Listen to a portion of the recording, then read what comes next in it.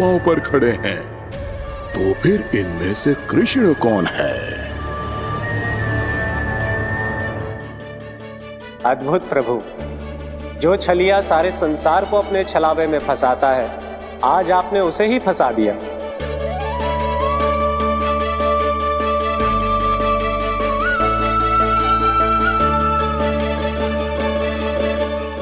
इन सब में से कौन है महाराज कंस का शत्रु, विष्णु का अवतार? कैसे पहचानूं मैं उस कृष्ण को?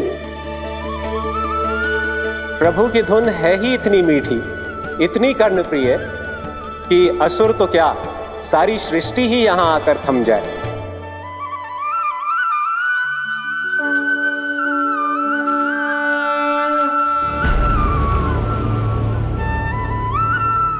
कहीं ये तो नहीं है वो मेरा शिकार, विष्णु अवतार?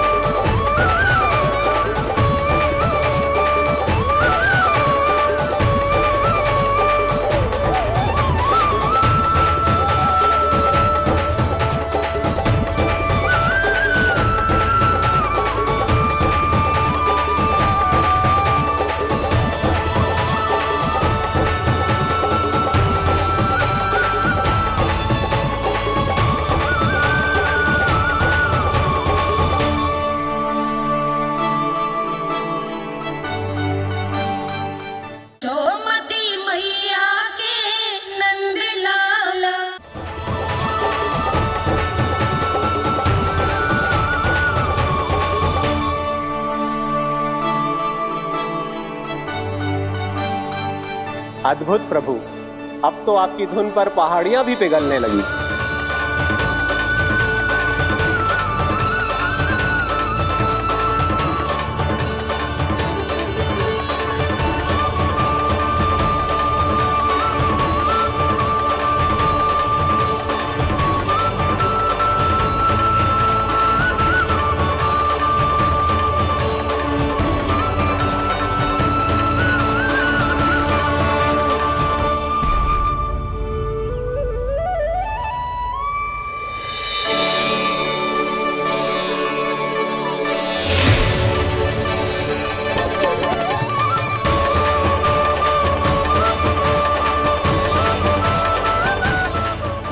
देखते पूरी पहाड़ी बावविहल होकर पिघलने लगी है। प्रभु मुरली बजाने में खो गए हैं और उनके साथ ही खो गए हैं सभी सुनने मनुष्यों, पशु पक्षियों और देवताओं के ही नहीं, जड़ चेतन किसी के लिए को रोक पाना संभव नहीं होगा। कहीं प्रभु की इस मनमोहक मुरली की धुन पर सारा ब्रह्मांड ही ना पिघल जाए। गाना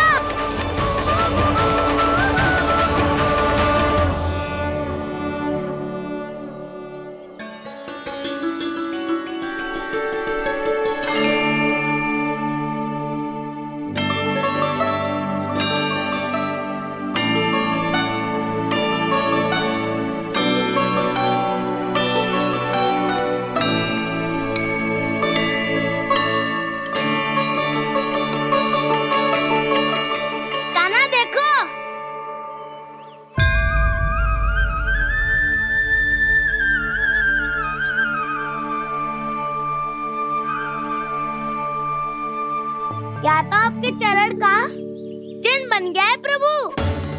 अपने भक्तों के हित के लिए मेरी बस एक ही इच्छा है, ऐसी चिन्ह मेरे हर भक्त के हृदय पर हो।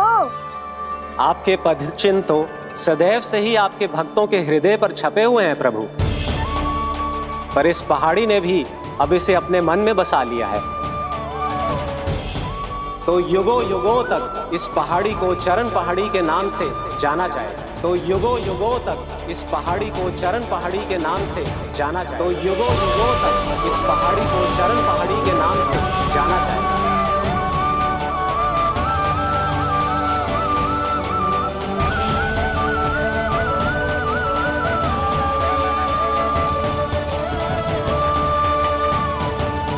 कान्हा, तू हमारे पास से वहाँ कैसे चले गए हो? हमें तो पता भी ना चलो। मैं कहीं ना गया था उज्जवल, और ना ही कहीं जाऊंगा। सदैव यही रहूंगा मैं, तुम सबके पास, तुम सबके मन में। भले ही कोई असुर मुझे तुम सबसे दूर ले जाने का कितना भी प्रयास क्यों ना कर ले।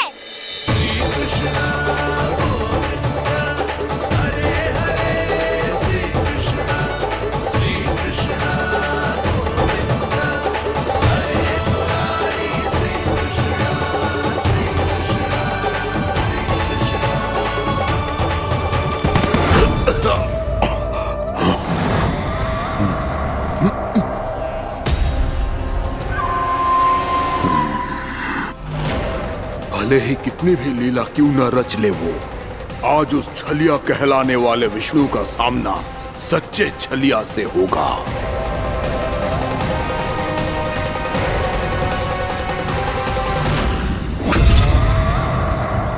कान्हा, तू कहाँ भटक गए हो तो?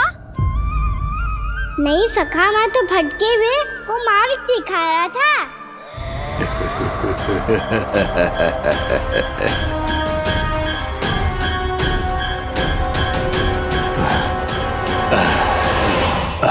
फिर से कहीं मत चले जाइयो, बहुत कठिनाई से फिर से तेरा साथ मिलो है हमें। कान्हा, तो इतने दिन बाद आए हो हैं, आज हम केवल गैया ना चराएंगे, कछु आनंद भी लेंगे आज। किसो आनंद? मैंने मारा और गैया चरा के वह दूल्हे से पहले ही सीधे सीधे सब घर चलो।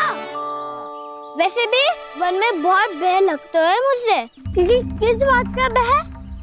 इतनी शीघ्र बोल गए। अभी कुछ दिन पहले ही तो उस असुर और देवताओं में कितने भीषण युद्ध हुआ था।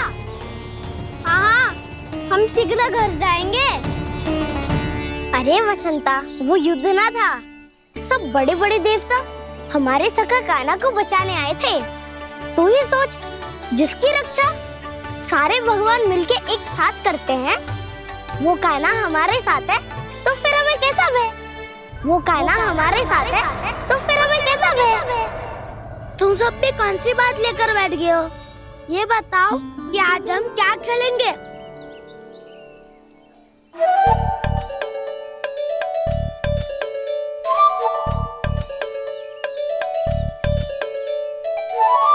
चोर प्रहरी खेले। चोर प्रहरी? हाँ, इस पे एक जन प्रहरी बनते हैं और शेष बनते हैं सब चोर। और चोर का कार्य होगा भागना और छुपना, और प्रहरी का कार्य होगा चोर को पकड़ लेना। अरे वाह कान्हा, क्या खेल बताया है। इसमें तो बहुत आनंद आएगा। ये खेल भले ही तुम सब खेलोगे बालकों, पर आनंद तो मैं ही लूंगा।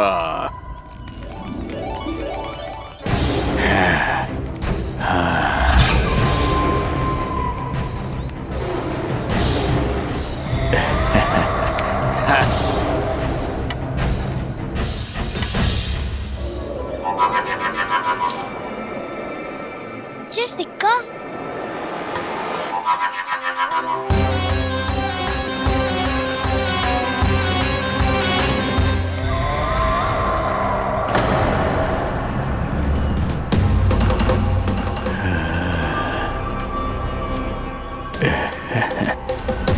कौन हो तुम?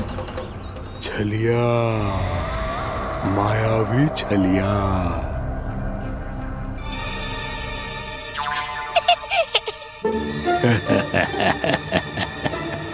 छलिया तो बहुत भयानक होता है, तुम्हारे जैसा थोड़ी दिखता है। हाँ। मुझे मूर्ख समझते हो तुम? 100 छलियाएं देखे हैं मैंने। हाँ। पर मैं उनसे ना घबराता हूँ, उनको मुझसे भय लगता है।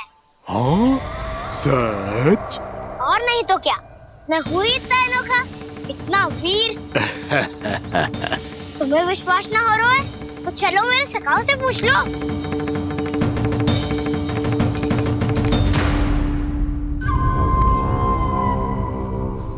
वहाँ क्या देख रहे हो? इधर देखो उज्ज्वल।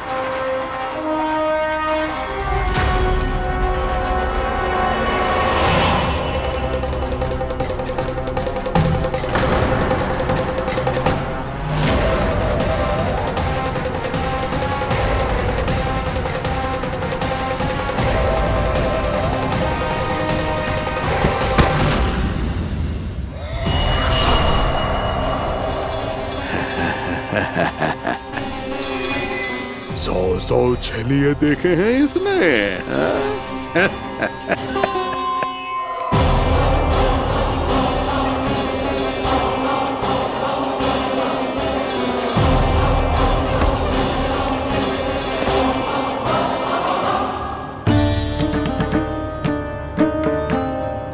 किसे देख रही हो गाना?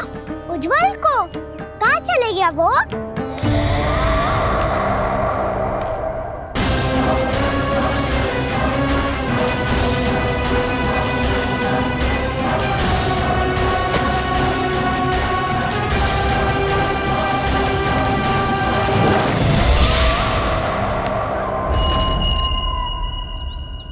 चिंता मत करो काना, उज्ज्वल यहीं का ही होगा, आ जाएगा। क्या हो गया गाना? तूने कही थी ना कि हम चोर प्रहरी खेलेंगे, तो खेल क्यों ना रहो? तुम्हारी प्रतीक्षा कर रहे थे। वैसे तुम कहाँ रह गए थे?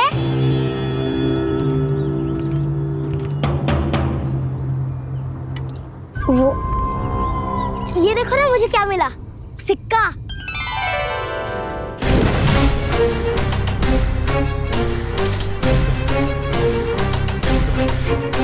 दीदी दिखा दिखा।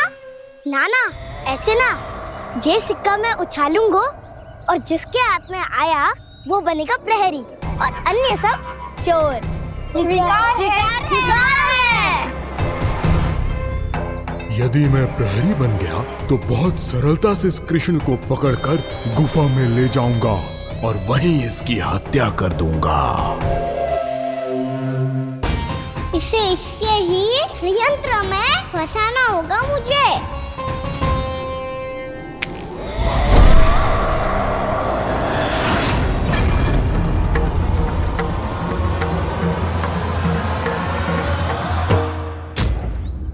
मैं प्रहरी, तुम सब चोर। कोई बात नहीं कृष्ण, अब इस उज्ज्वल की तरह पहले तुम्हारे सारे सखाओं को फंसाऊंगा मैं और फिर ले जाऊंगा तुम्हें।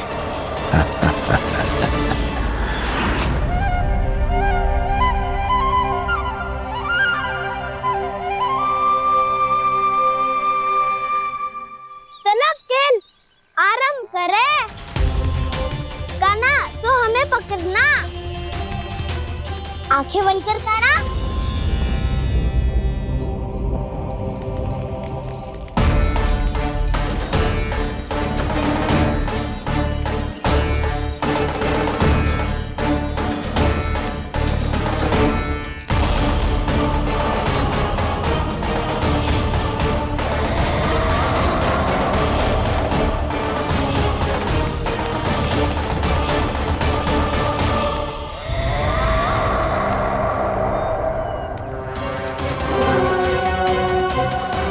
अकेला रह गया ये, अब फंस गया ये।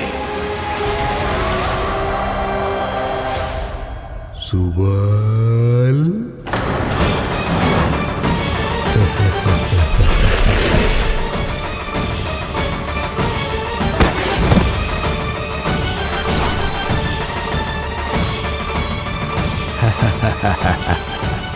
इन सब का तो मुझे पता नहीं, परंतु मुझे बड़ा आनंद आ रहा है इस खेल में।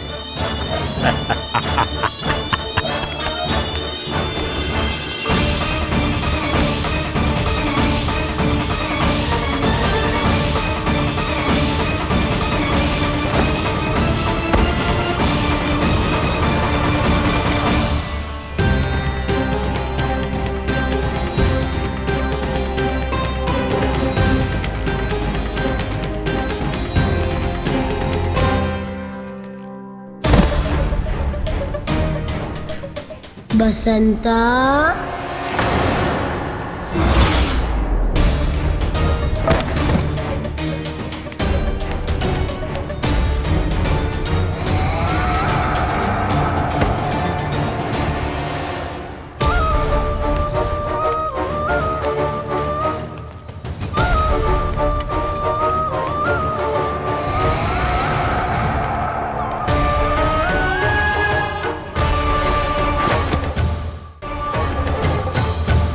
ये तो एक एक करके सभी बालकों को अपना शिकार बनाता जा रहा है।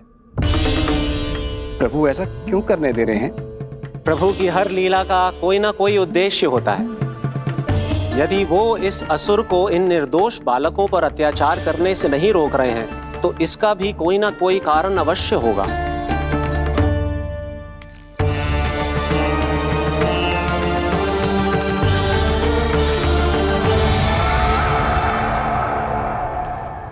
श्री दामा,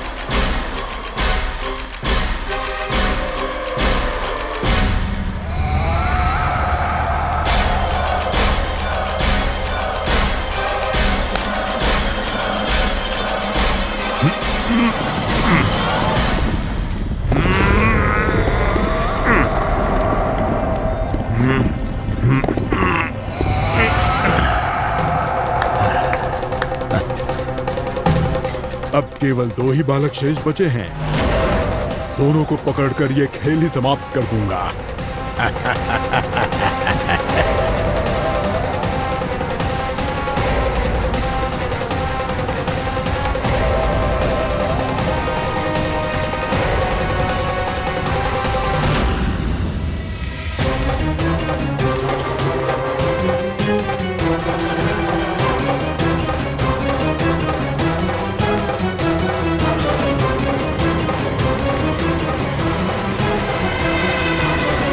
ये तो छलिया है, मायावी छलिया।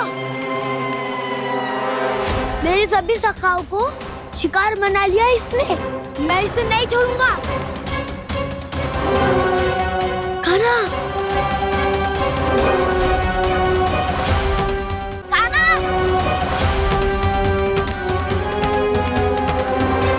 कान्हा, कान्हा।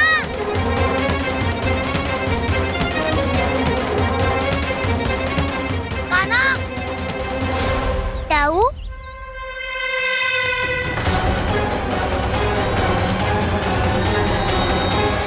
छलिया हो तुम? तुमने मेरे सखाओं का अपहरण किया है।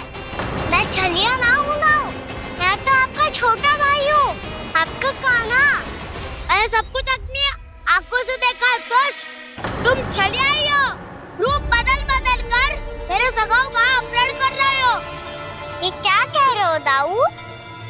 आप ही मुझे नहीं पहचानोगे तो कौन पहचानेगा? कान्हा, ये नहीं, मैं हूँ वास्तविक बलराम, तुम्हारा दाऊ।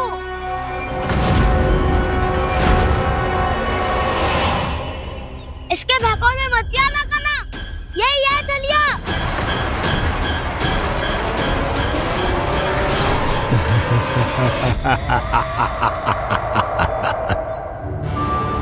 बुद्धिमान बालक, केवल तुमने ही पहली बार में माना है कि मैं ही वास्तविक छलिया हूँ। पर हम तुमसे भयभीत नहीं है दस। इसी क्षण हमारे सखाओं को मुक्त कर दो। अच्छा, यदि इतना ही क्रोध आ रहा है तो जाओ छुड़ा लो अपने सखाओं को।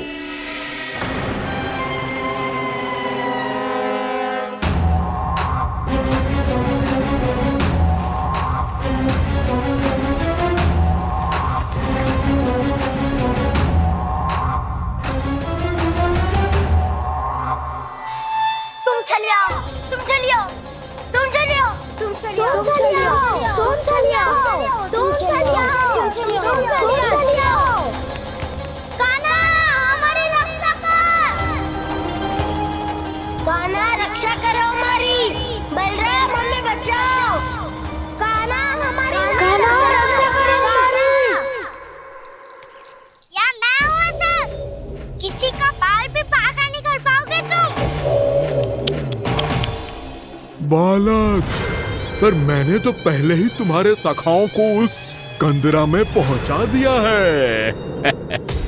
बेचारे इस समय घबरा के रो रहे होंगे, सहायता की भिक्षा मांग रहे होंगे। जानते हो तुम उन सबका अपहरण क्यों कर पाए? क्योंकि मैंने तुम्हें कर नहीं दिया, ताकि मुझे तुम्हारा सामना करने के लिए एकांत मिल सके। अच्छा। जाओ जाके सखाओं को बचाओ। दुष्ट के लिए मैं पर्याप्त हूँ।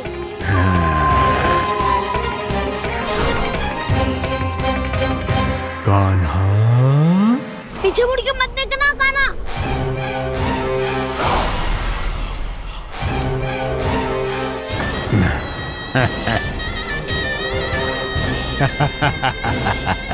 अपने सखाओं की तरह अब तुम भी फंस गए कृष्ण। अच्छी कलाकारी कर लेते हो रावणासुर। किससे सिखाया ऐसा स्वांग करना? स्वांग नहीं, माया है ये विद्या मैंने अपने पिताश्री से सीखी है। माया के महान आचार्य मायासुर।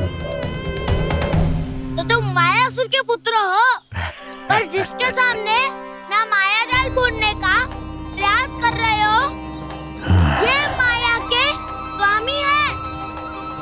ये मायाधर विष्णु है। ये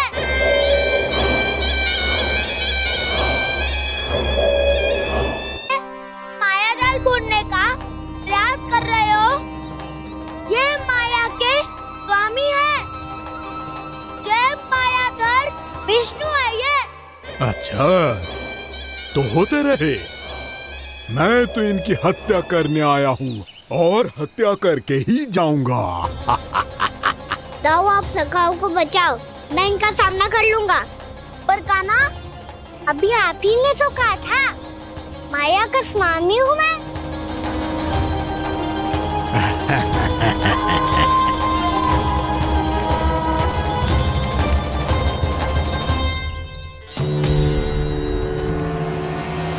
ये तो मथुरा का व्यापारी है। इसको अर्थ वो जो था वो सच में छलिया हो तो कहीं वो नंदमोहन तो ना पहुंच गो। हमें शीघ्र ही गांव जाना पड़ेगा और सबको सावधान करना पड़ेगा। चल।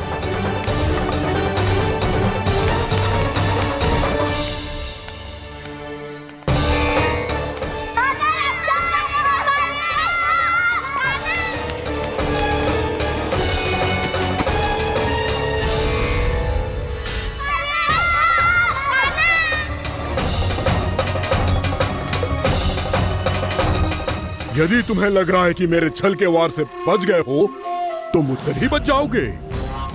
ये तुम्हारी सबसे बड़ी भूल है कृष्ण।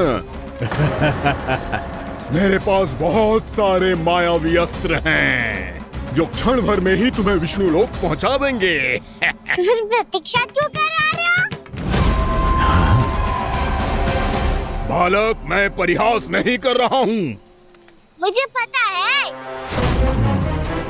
तभी तो कह रहा हूँ शीघ्र दिखाओ ना।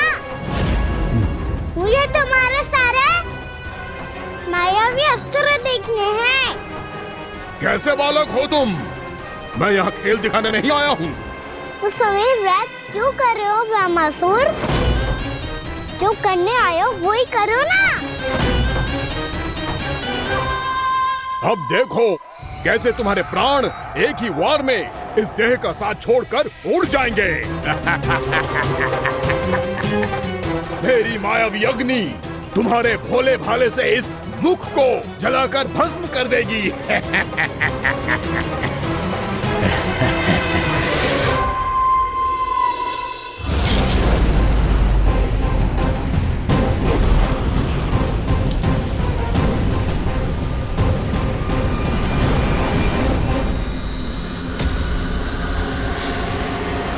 कह रही हो ब्रह्मासुर? बोला बाला तो दिखता हूँ मैं। भैया भी यही कहती है।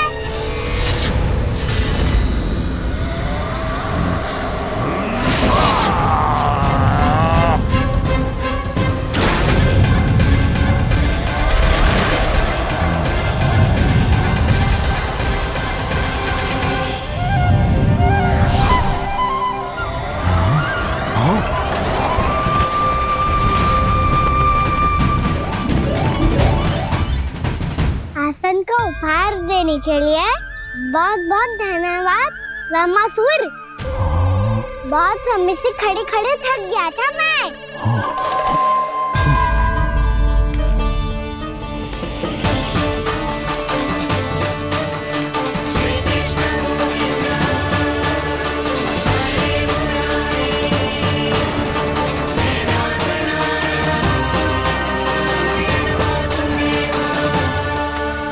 अगला अस्त्र दिखाओ ना। तुम्हारी यही जिज्ञासा आज तुम्हारा अंत करने में सहायक बनेगी मूर्ख बालक।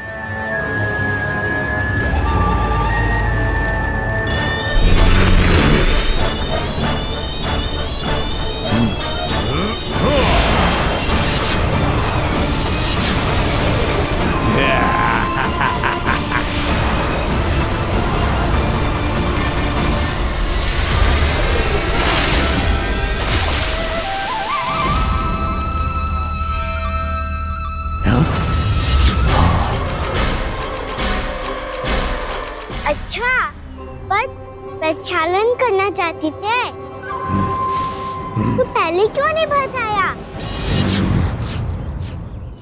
मुस्कुराना बंद करो। तुम्हारी ये हंसी मुझे कांटों की तरह चुभ रही है। पर मैया तो कहती है कि मेरी मुस्कुराहट फूलों की तरह है।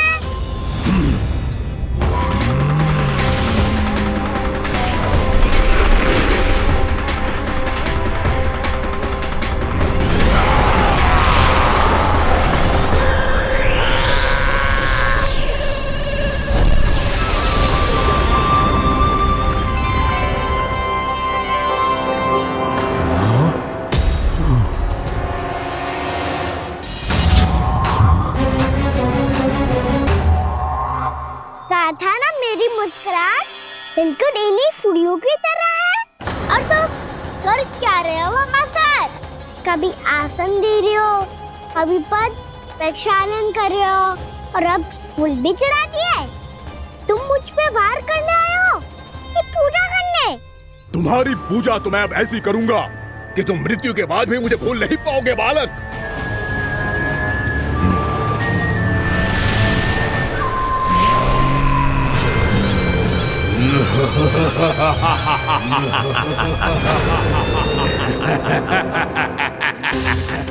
कान्हा, ये चट्टान तो मुझसे हिल ही ना रही।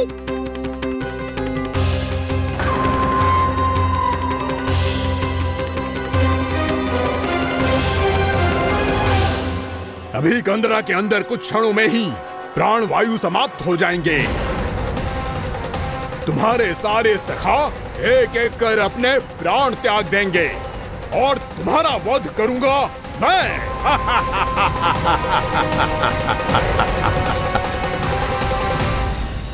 अरे सब जन बच के रहना। छलिया आया हुआ है वृंदावन में। अरे छलिया आ गया है वृंदावन में मायावी छलिया। अरे क्या हुआ? कौन छलिया? मायावी छलिया, सबको छलता है वो। हाँ, कुछ भी कर सके है वो। बहुत भयानक। अरे भानु, ठहर जरा, क्या हुआ? बहुत भयानक है वो, बच के रहना सब लोग। अरे भेष बदल ले तो है वो। हाँ। क्या हुआ? छलिया है वो। अरे मेरी बात तो बताओ। रानी भाभी, रानी भाभी, कान्हा घर पर ही है ना? ऐसे भड़बड़ा क्यों रहे हो? कोई भूत देख लियो है क्या? भूत ना भाभी, छलिया से भेंट हो गई। सच्ची का मायावी छलिया है भाभी।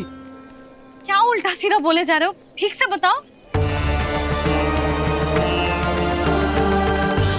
अब बोलो भी। वो कान्हा के पीछे पड़ो है वो। मेरे लल्ला के पीछे? हाँ रानी भाभी, हमारे अचेत होने से पहले हमने उसे ये कहते सुना था कि वो वृंदावन आने वाला है कान्हा से मिलने। हे नारायण, मेरे कान्हा की रक्षा करना। जसोदा जी, मायावी छलिए से बचना बालकों के बस की बात ना है। जीजी, बालक वन में अकेले हैं।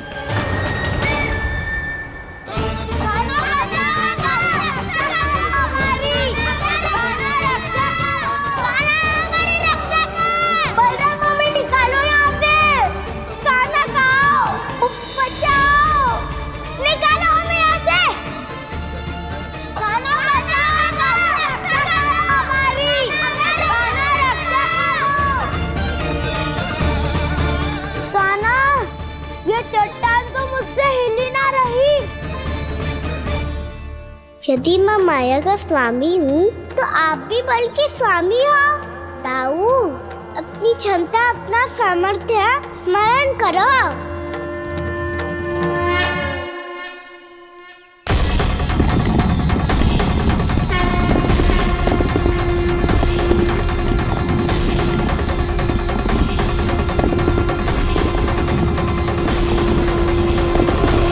इससे पहले कि वो कंदरा का द्वार खोल के तुम्हारे सखाओं को बाहर निकाले, मैं तुम्हारे प्राण ले लूंगा कृष्ण।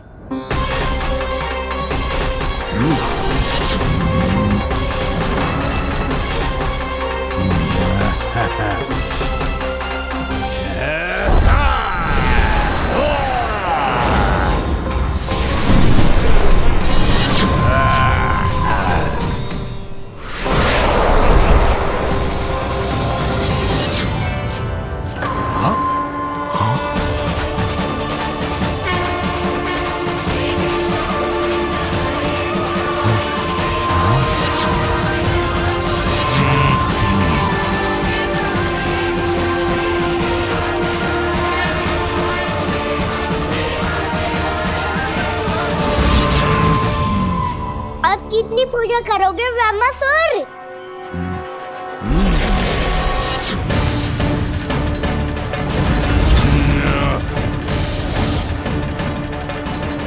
प्रभु तो खेल खिला रहे हैं इससे, और ये खेले जा रहा है विवश होकर, उनकी माया से बाध्य होकर।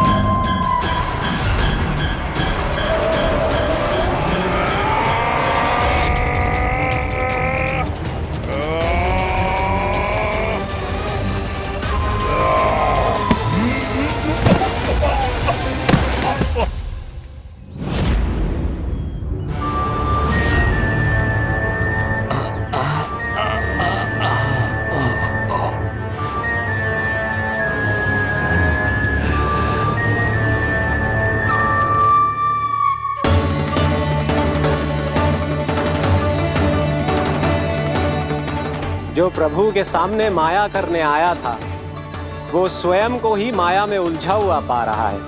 नारायण नारायण। लो, अब तो तुमने दंडवत प्रणाम भी कर लिया, माया भी कथा भी उपहार में दे दी। तुम चाहते क्या हो ब्रह्मासुर? मेरी शरण में आना है क्या?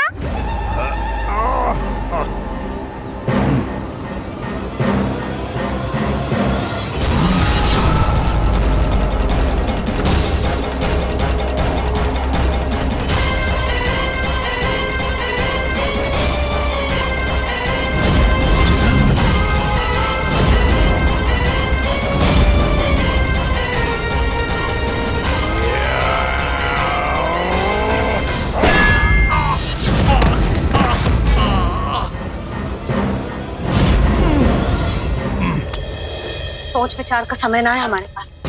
अपने बालकों की रक्षा के लिए इसी क्षण हमें निकलना होगा।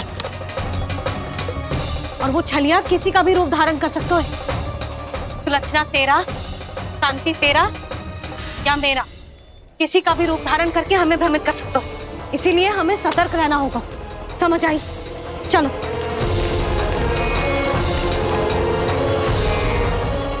अभी भी समय है रामासुर, समझ जाओ। यदि मैया आ गई तो बात गड़बड़ हो जाएगी।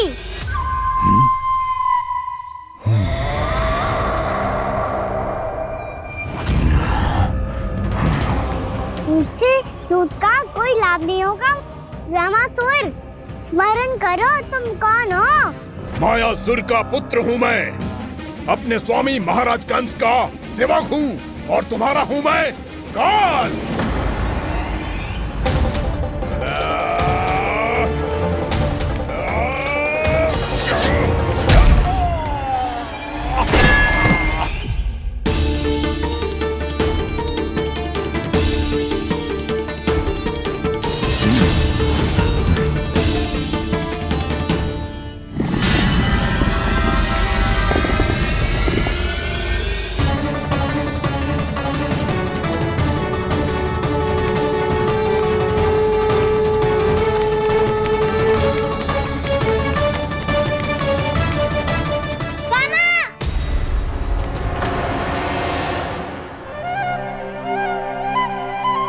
बाबा कहते हैं दुष्टों को पहले बातों से समझाना चाहिए, फिर भी ना माने तो अस्त्र ना उठाना दृढ़ता होती है।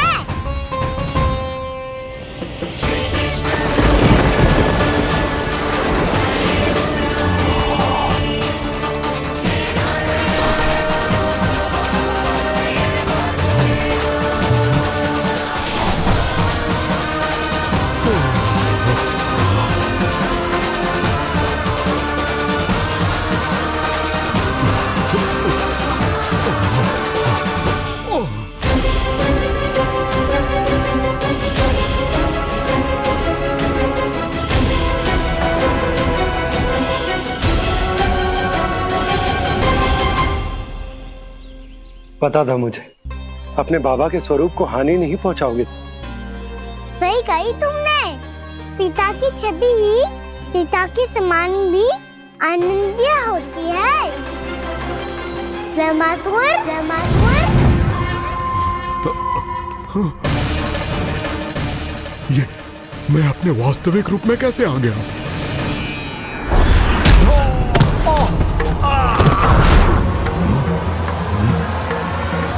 मेरे बाबा का स्वरूप नहीं लेना चाहिए था तुम्हें।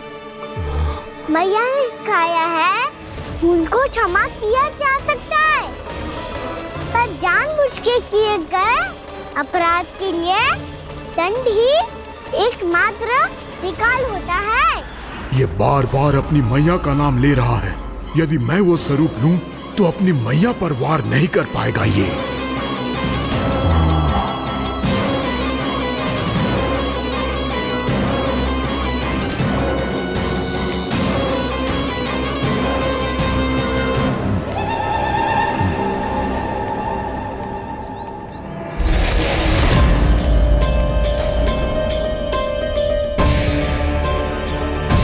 लल्ला,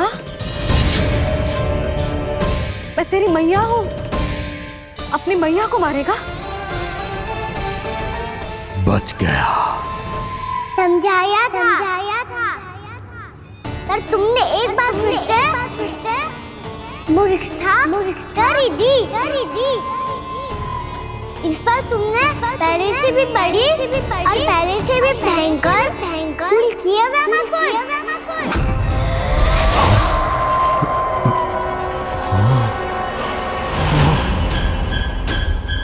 ये क्या हो रहा है मुझे? बार बार मेरा रूप क्यों बदल रहा है?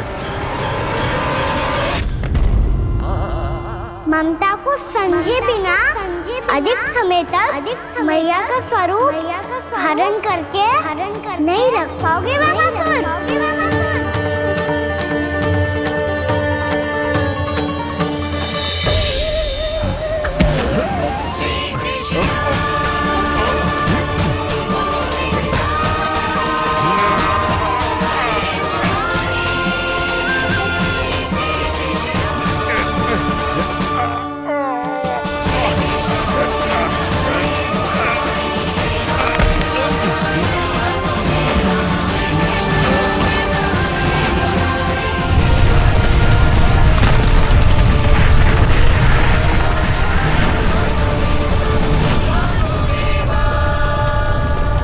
प्रभु के क्रोध से धरती भी कांपने लगी है।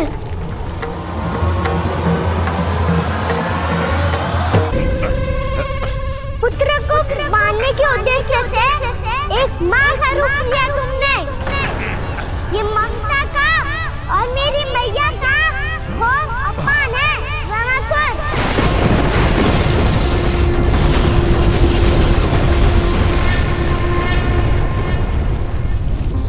इससे पहले इस असुर के कारण निर्दोष प्राणियों का कोई अहित हो, मुझे कुछ करना होगा।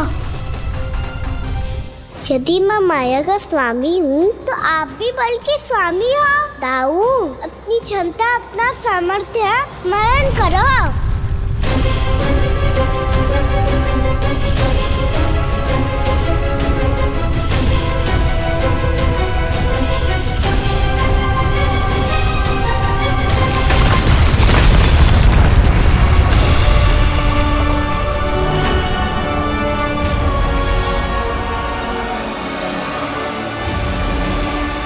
अद्भुत बलदाऊ, अद्भुत।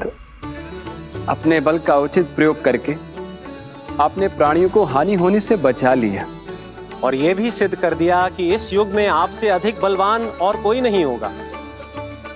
आज से आप बलदेव के नाम से भी जाने जाएंगे। आज से आप बलदेव के नाम से भी जाने जाएंगे। आपके चरणों का ये चिन्ह युगों युगों तक आपके बल की कथा कहता रहेगा। बलराम का चरण चिन्ह।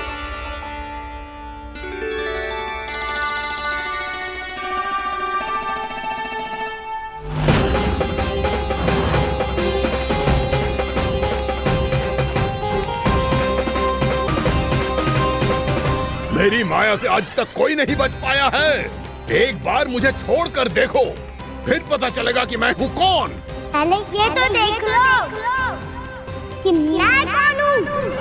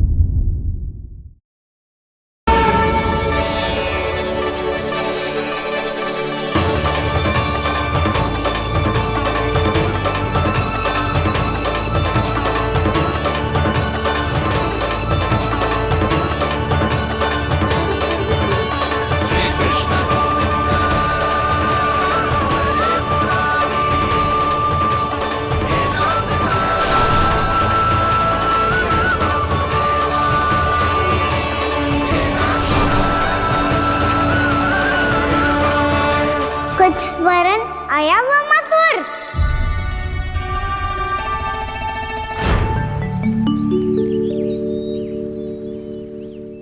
बहुत समय पहले की बात है।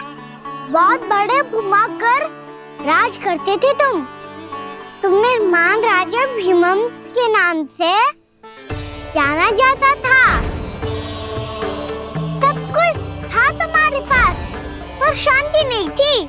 इसीलिए शांति की खोज में अपना संपूर्ण राज अपने पुत्रों को सौंप कर मलय पर्वत की ओर चल दिए। अनेक वर्षों की तपस्या के बाद तुम्हारे तप की कीर्ति चारों ओर फैलने लगी और फिर सच्चे तपस्वी के रूप में तुम्हारी ख्याति से प्रभावित होकर महर्षि उलट तुमसे भेंट करने आए। राजा भीमरथ, आपने ईश्वर की प्राप्ति के लिए सब कुछ छोड़ दिया, पर अपना अभिमान नहीं छोड़ पाए। इसीलिए मेरे आगमन पर सम्मान के साथ खड़ा होना तो दूर, मेरा अभिवादन भी नहीं किया। अभिमान तपस्वी का गुण नहीं होता है राजन, अभिमान राक्षसी गुण है। इसलिए मैं आपको श्राप देता हूँ कि आप अगले जन्म में एक राक्षस के रूप में जन्म लेंगे, एक राक्षस के रूप में जन्म लेंगे। मुझे क्षमा कर दीजिए महर्षि, मैंने जानबूझकर आपका अपमान नहीं किया है। मैं तो यहाँ पर शांति की खोज में आया था। अपने भीतर के संसार में गहरे सोच विचार में डूबा हुआ था मैं। मुझे क्षमा कर दीजिए महर्षि, मुझे क्षमा कर दीजिए। अपनी भूल का आभास प्रायश्चित की ओर पहला पग होता है। मैं अपना श्राप तो वापस नहीं ले सकता, परंतु आपको एक वचन अवश्य दे सकता हूं। जब भी प्रभु नारायण का अवतार होगा, आपको उचित समय पे वो वरदान देंगे जिसकी आप लंबे समय से प्रतीक्षा कर रहे हैं।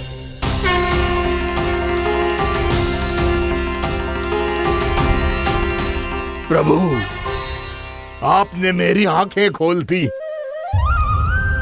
अब मुझे पता चल गया है कि आप कौन हैं और मैं कौन हूं। इसलिए आप मुझ पर कृपा करके अपने चरणों में स्थान दे दीजिए। मुझे वो शांति प्रदान कीजिए जिसकी खोज में मैं वर्षों से भटक रहा हूँ। शांति तो मोक्ष में ही है, इसीलिए मैं तुम्हें मोक्ष का वरदान देता हूँ।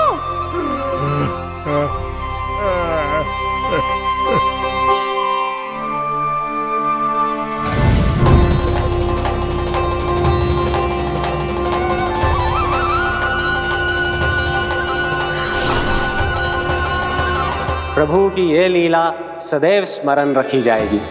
इस स्थान को इनका आशीर्वाद मिलेगा और इस कंदरा को व्योमासुर की कंदरा के रूप में पहचाना जाएगा। भविष्य में अनेक ऋषि मुनियों की शरण स्थली बनेगी ये कंदरा।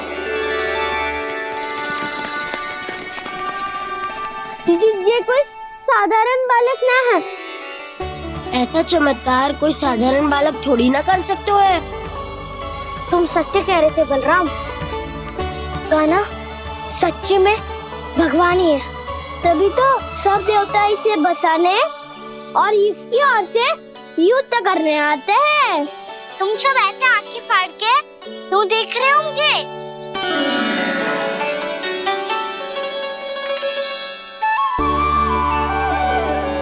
बलराम, तुम बलवान हो और कान्हा भगवान है। दूर दूर तक कोई दिखाई ना दे रहा है। ना जाने किस हाल में होंगे बालक। कहीं हम ही तो मार्ग ना भटक गए शीघ्रता के चक्कर में। अब तो एक पग भी ना चलो जा रहे हो। जल, किसी के पास जल है क्या? कंठ तो मेरा भी सूख रहा है मौसी। भाभी, निकट ही जमुना जी है, कहूँ तो वहाँ से जल ले आओ।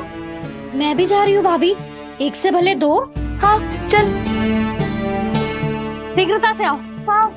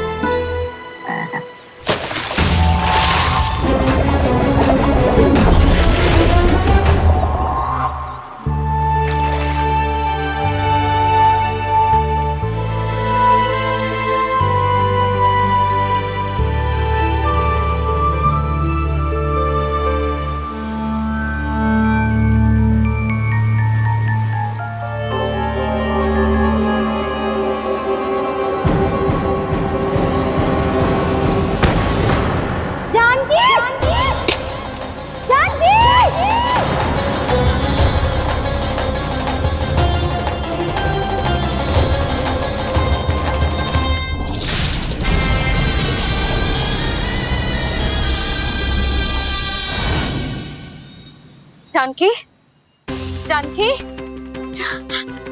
क्या होगा इसे? देखो ना जी, अब छलिया की सूचना मिलते ही हम सब बालकों को ढूंढने चली गई और ढूंढते ढूंढते सबको बहुत प्यास लगी आई जी।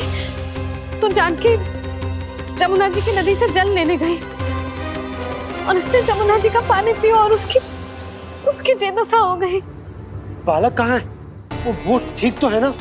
ऊपर से सब ठीक है, पर भीतर से बहुत भयभीत है सब। जानकी तो बिल्कुल नीली पड़ गया है। लग तो है विष फैल गया है इसको पूरे तन में। मथुरा के सर्वश्रेष्ठ विदेह जी को बुलाए गए हैं उसके उपचार के लिए। जैसे ही इसने जल को मुंह से लगाया, नीचे गिर पड़ी, चटपटाने का अवसर भी ना मिलो। हाँ वैद्य जी, और निकटी मृत पशु भी पड़े हुए थे। हाँ, मैंने भी अस्थियां देखी थी।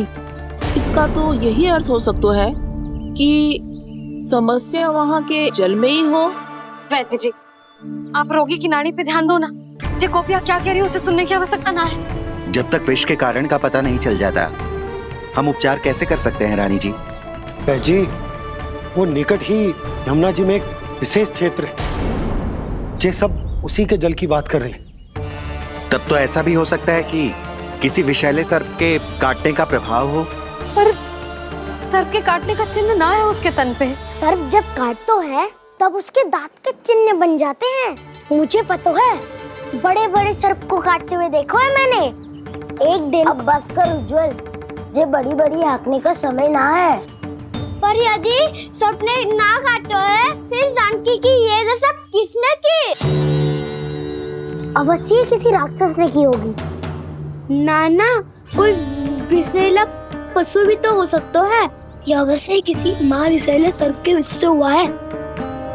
सर्प ने भले ना काटा हो, लेकिन यह अवश्य ही किसी महाविषैले सर्प के विष के कारण हुआ है। कालिया नाग। कालिया नाग?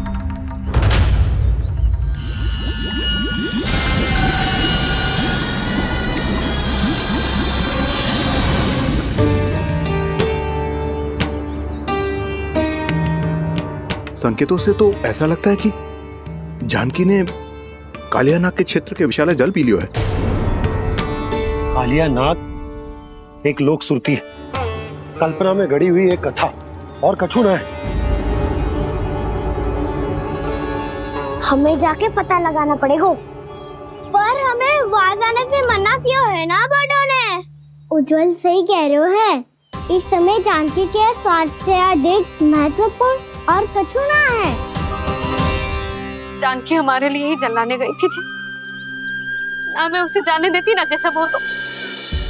वैद्य जी, आप शीघ्र कछु करो, कैसे भी कछु भी करो, पर इसके प्राण बचा लो। यशोदा, धैर्य रखो, श्री नारायण पर विश्वास रखो, वो सब ठीक कर देंगे।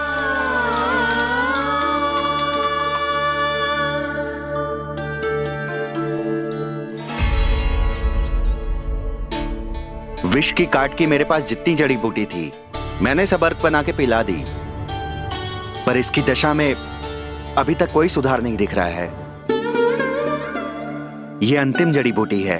अगर इससे भी चमत्कार नहीं हुआ तो फिर जो नारायण की इच्छा।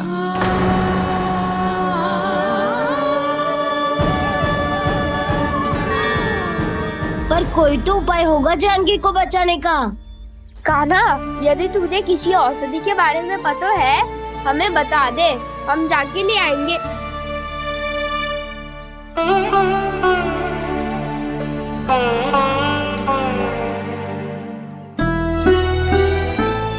हे नारायण, हे प्रभु, मेरी जानकी के प्राण बचा ले प्रभु। या तो मैं अपने आप को कभी क्षमा न कर पाऊंगी। ये सारी मेरे ही कारण बनाई थी। उसकी रक्षा करो प्रभु, मेरी पुकार सुनो। कान्हा, तूने हमें वत्सासुर से बचाया था ना? और बकासुर से भी तो। और छलिया से भी तो तूने ही बचाया था ना हमें। क्या ऐसा कोई उपाय ना है जानकी को बचाने का? धन्वंतरी,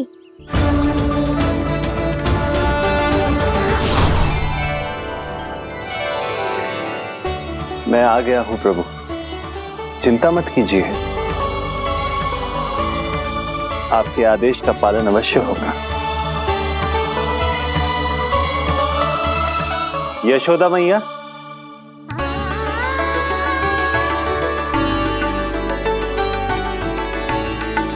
मैया आपको कोई पुकार रहा है।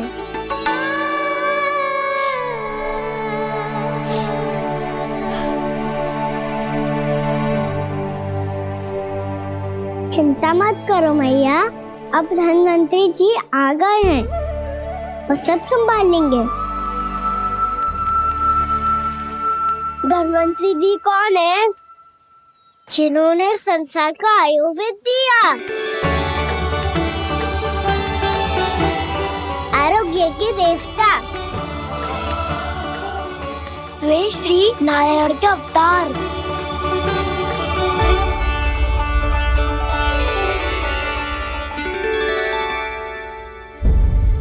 मुझे पता चला है कि आपको वेद की आवश्यकता है। हाँ हाँ, भीतर आइए। आइए आइए बैठे जी। जी रहे। मथुरा का सर्वश्रेष्ठ वैद्य अर्थात मैं यहाँ आ चुका हूँ और रोगी को जितनी औषधि की आवश्यकता थी सब दे चुका हूँ। निश्चित रूप से आपने विष की काट के लिए बहुत ही उत्तम अर्क तैयार किया है। इसीलिए किसी और वैद्य की आवश्यकता नहीं है। किंतु आप अकेले कितना कुछ करेंगे वैद्यराज? मुझे अपना सहायक ही बना लीजिए। पर जो करना था मैं पहले ही कर चुका हूँ। हाँ, वो तो आप कर चुके हैं। बस रोगी के तन से विष निकालना शेष है ना वैद्यराज? हाँ हाँ, बस वही शेष है। इनके रक्त को विष रहित करने में मैं आपकी सहायता करूंगा। पहले ये संजीवनी मानी जाने वाली इन लाल फूलों की बूटी को भी घिसना है ना?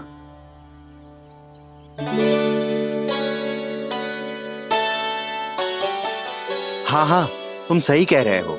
इसे अच्छे से घिसो।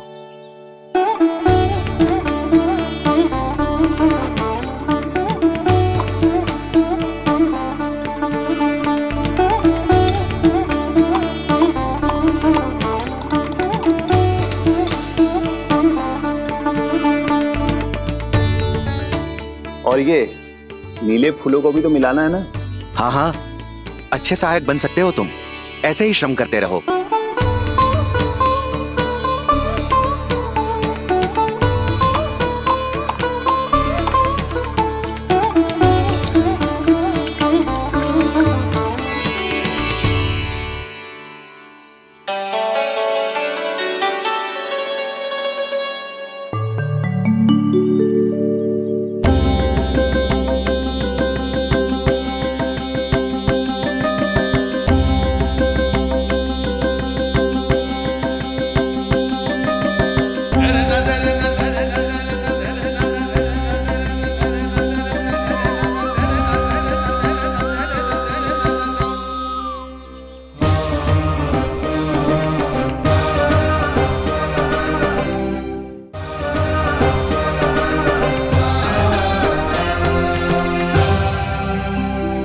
जानकी स्वस्थ हो जाएगी ना धन्वंतरी जी? धन्वंतरी? प्रभु, अब मैं क्या करूं? आपने तो स्वयं ही मेरी पहचान उजागर कर दी। जी क्या करो कान्हा? आप सब ऐसे क्यों देख रहे हो? मैया कहती है ना, सभी वैद्य धन्वंतरी जी का ही रूप होते हैं। वाह कृष्णा, चतुर तो हो तुम। वैसे वास्तविक धन्वंतरी मैं हूँ। मेरा अर्थ है वास्तविक वैद्य मैं हूँ। ये तो मेरा सहायक है। मुझे पूरा विश्वास है बिल्कुल ठीक हो जाएगी। वैसे ही थोड़े ना मुझे मथुरा का सर्वश्रेष्ठ वैद्य कहते हैं लोग।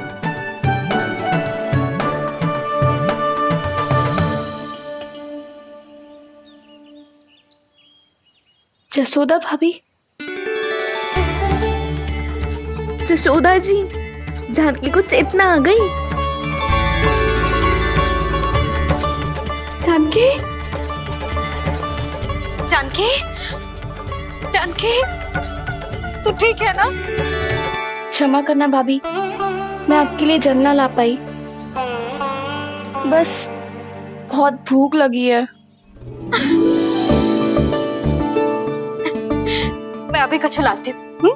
जानकी, माखन खाओगी?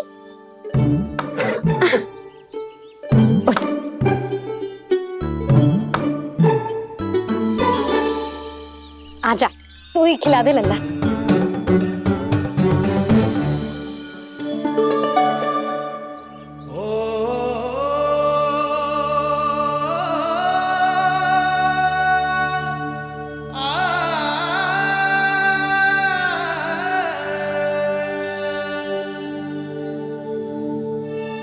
तुम सब मेरे लल्ला को माखन चोर कहती हो ना, आज देखो अपना ही माखन जानकी को खिला रहे है।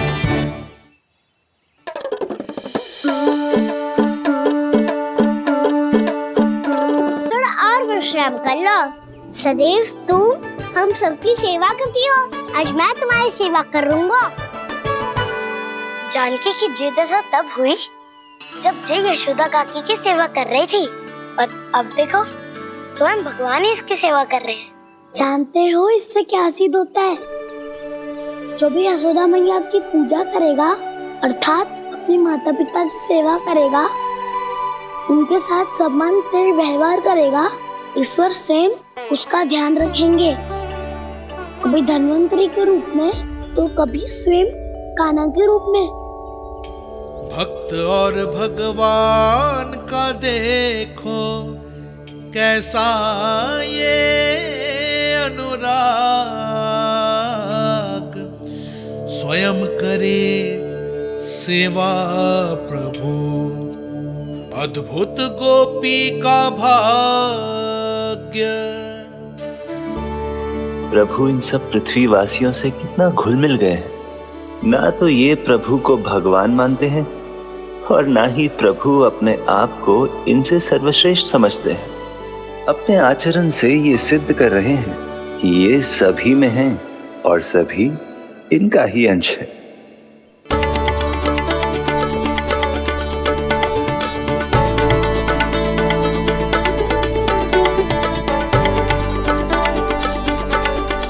प्रभु, अब मुझे जाने की आज्ञा दीजिए।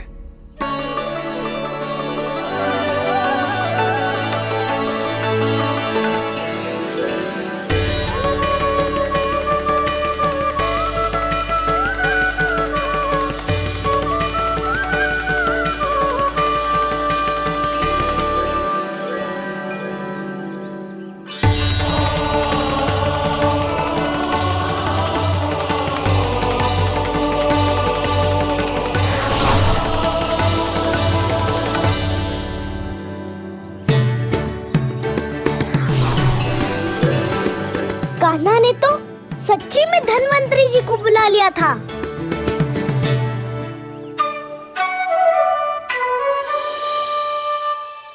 जब से कान्हा का जन्म हुआ है ना, मैं तब से देख रही हूँ, तब से हम पे कोई भी संकट आती है ना, तो अचानक से कोई अपरिचित हमारी सहायता करने आ जाता है, और जाते समय कान्हा की आज्ञा लेके जाते है, और कभी कभी तो इसे प्रभु बोल के जाते है। बाबा संभालो।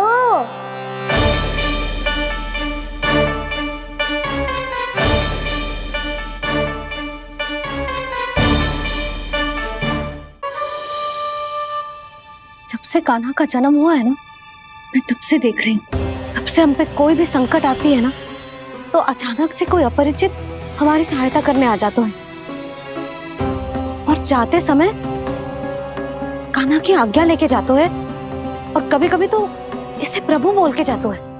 बाबा संभालो। यशोदा, इस जानकी को चढ़ो है और विचित्र विचार तुम्हारे मन में है। अरे सब जानते हैं कि हमारा परिवार राजसी, तुम्हें पता ना चलता होगा, पर हमारे कान्हा को सब राजकुमार ही समझते हैं देखकर। इसीलिए उसे सम्मान देने के लिए सब ऐसा ही करते हैं, और कोई बात ना है।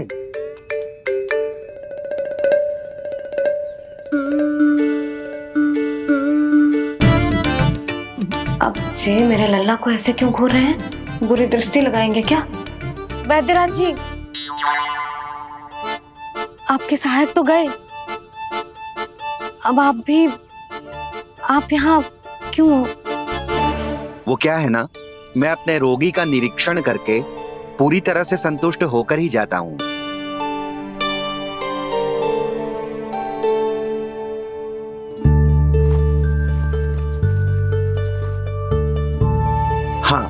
संकेत तो अच्छे हैं, कल सुबह तक बिल्कुल ठीक हो जाएगी। धन्यवाद वैद्य जी।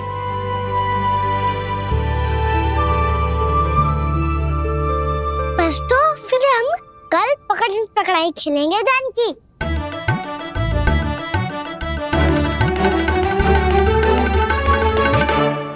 भानु, बंसी, जाकर उस क्षेत्र के चारों ओर बाड़ बनवा दो और वहां सूचना पट्ट भी लगा देना, ताकि जानकी के साथ जो हुआ है वो किसी और के साथ ना हो। शीघ्र जाओ। जी ठीक।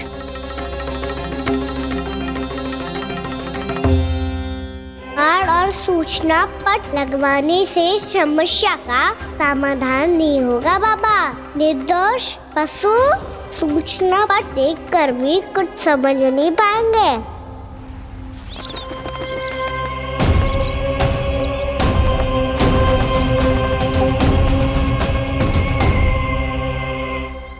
तो तुम्हारे कहने का अर्थ यह है कि व्योमासुर मारा जा चुका है और वो बालक अब भी जीवित है। हाँ महाराज, मैंने गोप बालकों को कहते सुना था कि कृष्ण ने छलिया को मोक्ष दे दिया है, पर वृंदावन सुरक्षित नहीं है महाराज। वो एक बहुत बड़ी समस्या से जूझ रहे हैं। कैसी समस्या? गांव के निकट क्षेत्र में किसी विषैले सर्प का निवास है। उसके विष का प्रभाव इतना भयानक है महाराज, जैसे विष ना हो, स्वयं हलाहल हो। मेरी कोई भी औषधि रोगी का उपचार नहीं कर पा रही थी। निकट के क्षेत्र में कहाँ है वो सर्प? गोप मानते हैं कि वो सर्प गांव के निकट यमुना नदी के जल में रहता है। मुझे तो लगता है महाराज, ये कालिया नाग की कथा कोई किंवदंती या लोक श्रुति नहीं, एक सच्चाई है, एक विषैली सच्चाई।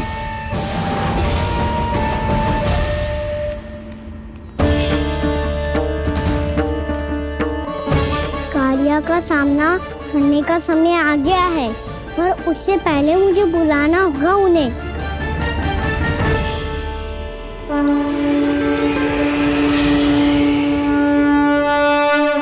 संसार के दारुण भय का नाश करने वाले, सभी कष्टों का हरण करने वाले, विश्व का समस्त ऐश्वर्य प्रदान करने वाले, कमल जैसे लोचन, मुख और चरणों वाले आजानुभुज श्री राम को मैं बार बार नमस्कार करता हूँ। आपदामपहर्तारम दातारम सर्व संपदा लोकाभिरामम श्री रामम भूयो भूयो नमाम्यहम्। काकभुसुंडी काकभुसुंडी काकभुसुंडी। प्रभु क्षमा करें, मुझे जाना होगा।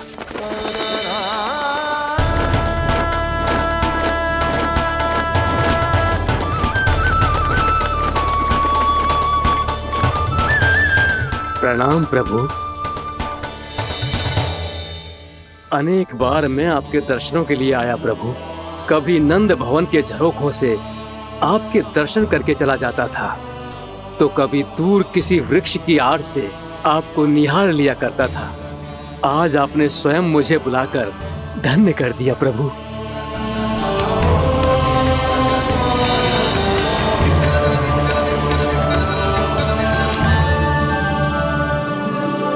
मैंने आपको यहाँ एक विशेष कारण से बुलाया है। आपके श्राप से इस कालिया नाग को मुक्त करने का समय आ गया है। ये तो बहुत ही उत्तम समाचार है प्रभु। इतने वर्ष बीत गए, मुझे आज भी स्मरण है वो दिन जब मैंने उन्हें श्राप दिया था। अपने क्रोध पर नियंत्रण खोकर बहुत बड़ी भूल कर दी थी मैंने प्रभु। बीती हुई घटनाओं पर दुखी होके कोई लाभ नहीं है। हमें भविष्य की ओर देखना होगा।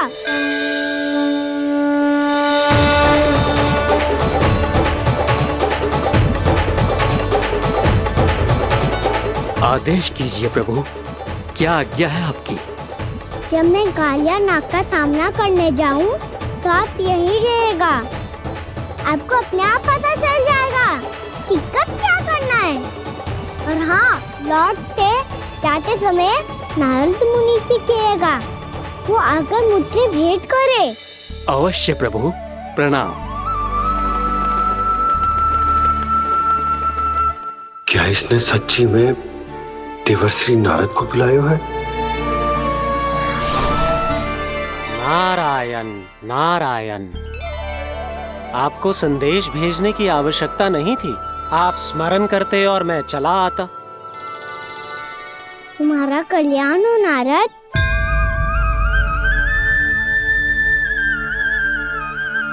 मैंने तुम्हें एक विशेष कार्य के लिए बुलाया है। आज्ञा दीजिए प्रभु। तुम्हें एक बार फिर कंस से भेंट करनी होगी। विचार कीजिए महाराज, क्या आप बिना किसी शंका के कह सकते हैं कि कौन सी पंखुड़ी पहली है और कौन सी 8वीं? उस दुष्ट से भेंट करना स्वयं कीचड़ में उतरने के समान है प्रभु। कमल पुष्प प्राप्त करना हो तो कीचड़ में उतरना पड़ता है नारद। आपका आदेश तो मैं स्वप्न में भी नहीं टाल सकता प्रभु। कंस कालियानाग के बारे में जान गया है, पर वो उसका सामना करने का साहस नहीं कर पाएगा। मैं आतुर हूँ प्राप्ति, मूर्ख नहीं। मेरी बुद्धि फिर नहीं गई है। मैं स्वयं उस कालिया जैसे महाविषैले सर्प के सामने खड़ा हो जाऊं और अपने ही काल को आमंत्रित कर लूं। तो फिर अपने लाभ के लिए उसका प्रयोग करने का कोई और उपाय सोचिए स्वामी।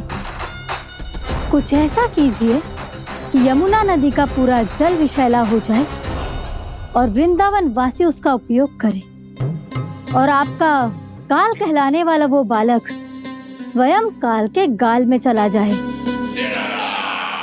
उत्तम उत्तम सुझाव है प्राप्ति। अब मुझे उस कालिया तक पहुंचने का मार्ग ढूंढना होगा, उसको विवश करने का कोई उपाय ढूंढना होगा, क्योंकि व्यक्तिगत रूप से उससे भेंट करना असंभव है। असंभव। आप सही कह रहे हैं प्रभु। कंस में उतना सामर्थ्य नहीं कि वो कालिया नाग का सामना स्वयं कर सके। वैसे तो कालिया गरुड़ देव का भी सम्मान नहीं करता, तो फिर वो कंस का सम्मान क्यों करेगा भला? नहीं करेगा, पर कंस तुम्हारा सम्मान अवश्य करेगा नारद। तुम्हारी बातें भी सुनेगा और मानेगा भी। ये मेरी योजना का बहुत ही महत्वपूर्ण भाग है। तुम कंस के पास जाओ और कहो कि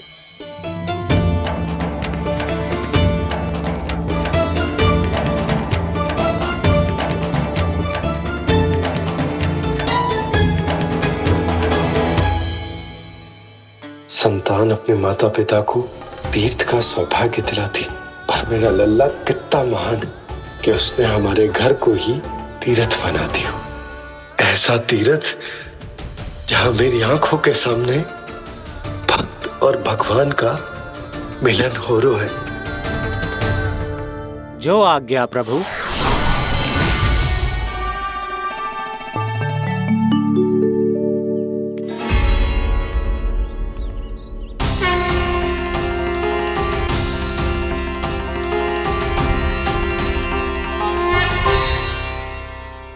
बाबा। कान्हा, ये सब क्या चल रहा है? पहले काक भुसुंडी जी और फिर जे नारद जी। क्या योजना बना रहे हो तुम? कान्हा, बताना लल्ला, क्या सोच रहे तू? कान्हा देख, अगर तुझे अपने बाबा को ना बताना हो ना, अपने भक्त को बता दे। क्या सोच रहे हो लल्ला? क्या करने वाले हो आप?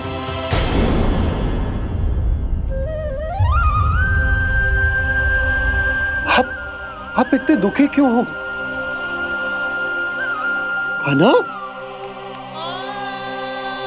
कान्हा, क्या होगा? क्योंकि मुझे आभास हो गया है बाबा, समय आने वाला है। कौन सा समय आने वाला है लल्ला? शीघ्र सब कुछ बदलने वाला है। भैया को मेरा सत्य पता चल जाएगा बाबा।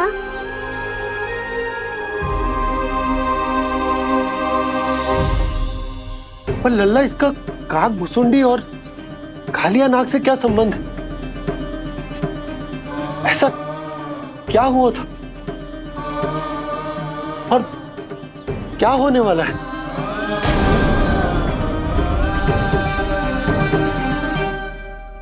जो होने वाला है बाबा, उसका संबंध उससे है जो सैकड़ों वर्ष पहले हुआ था। महर्षि भृगु के एक वंशज थे वेदशिरा मुनि, जो विंध्याचल की पहाड़ियों में साधना कर रहे थे।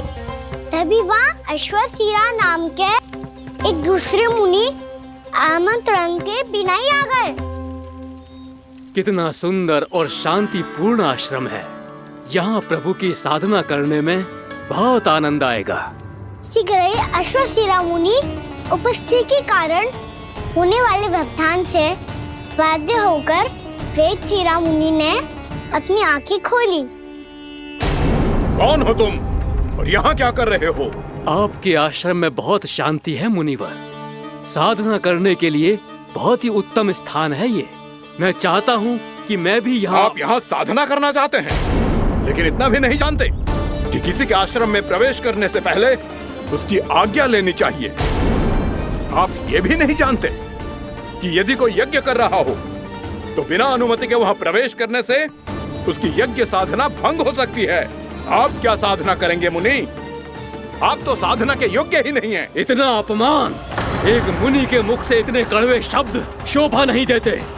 मैं तुम्हें श्राप देता हूँ, जितनी विषैली तुम्हारी जिह्वा है उतने ही विषैले सर्प बन जाओ तुम। और ऐसा सर्प जो सांस भी ले तो निकट का वातावरण दूषित हो जाए। तुम्हारे इस दुस्साहस के लिए मैं तुम्हें श्राप देता हूँ कि तुम अभी इसी क्षण कौवा बन जाओ, और ऐसा कौवा जो कांव कांव करके अनर्गल प्रलाप करता रहे।